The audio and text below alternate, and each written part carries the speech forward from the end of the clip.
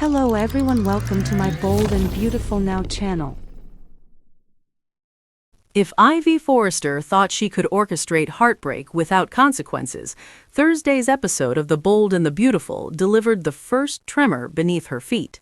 As Will Spencer spiraled at the beach house and Electra Forrester tried to make sense of her shattered relationship, Ivy played innocent, but Daphne Rose began connecting dots that don't quite add up. And when someone starts asking the right questions on a soap, secrets rarely stay hidden for long. Will unravels. At the beach house, Will is a man on the edge. Shirtless, pacing, furious. He replays the moment over and over, walking into the Forrester showroom and seeing R.J. Forrester kissing Electra. The image won't leave him. He thought he was doing the right thing. He had just told Dylan she needed to move out. He chose Electra. He was ready to fix everything. Instead, he walked into what looked like betrayal.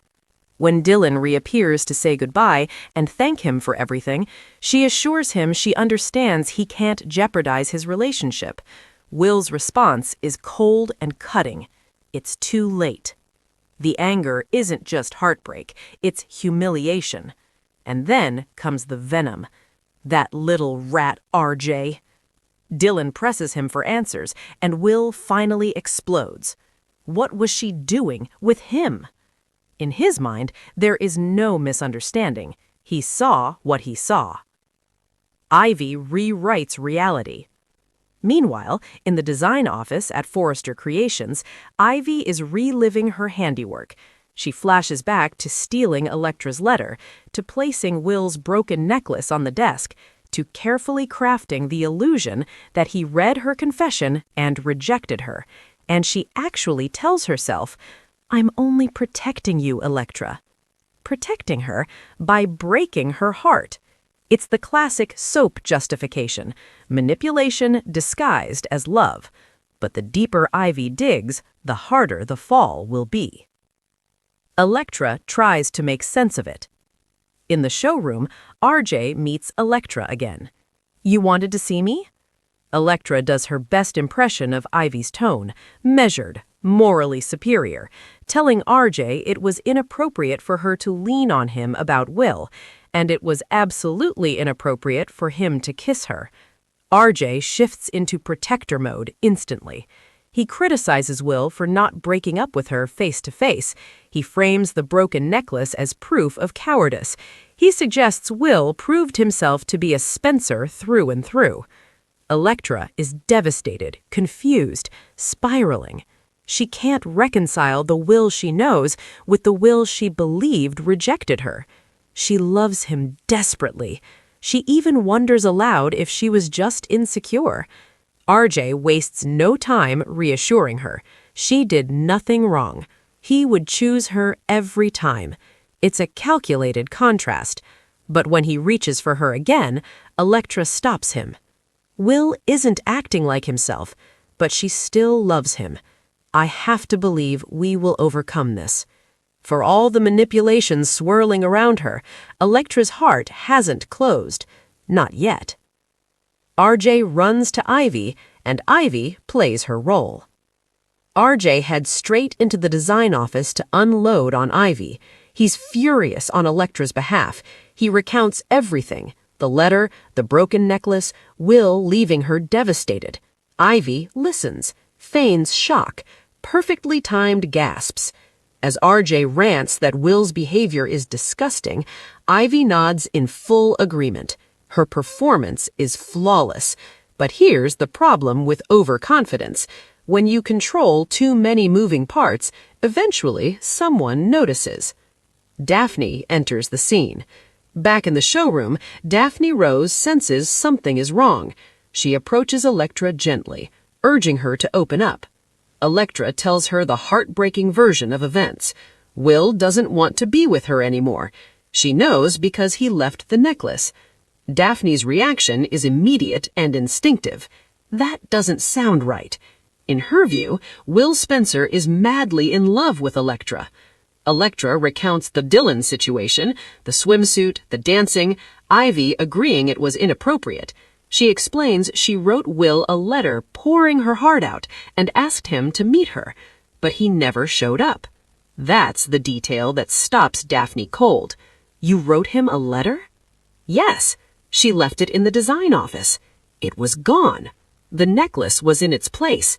Daphne grows thoughtful. Are you sure he got it? For the first time, someone questions the assumption, and that's how unraveling begins. Will's version of the story. Back at the beach house, Dylan refuses to leave without understanding what happened. Will finally tells her. He went to the showroom to tell Electra he was choosing her. He found her kissing RJ. The devastation is raw. He didn't read a letter. He didn't rip off a necklace in rejection. He walked into what looked like proof she'd already moved on. The tragic symmetry is almost poetic. Electra thinks he rejected her. Will thinks she betrayed him. Both are wrong. Both are hurting. And neither knows Ivy is the architect. The emotional math. Let's line up the misunderstandings. Electra leaves a letter. Ivy steals it. Will leaves a broken necklace unintentionally. Ivy stages it as rejection. RJ kisses Electra. Will sees it. Electra sees the necklace. No one communicates. It's a masterclass in soap chaos. But Daphne's question, "Are you sure he got it?" is the first crack in Ivy's foundation. Because once Electra begins to question the timeline, the illusion weakens. Ivy's fatal flaw. Ivy believes she's smarter than everyone in the room. She believes she can manage Electra's future better than Electra can.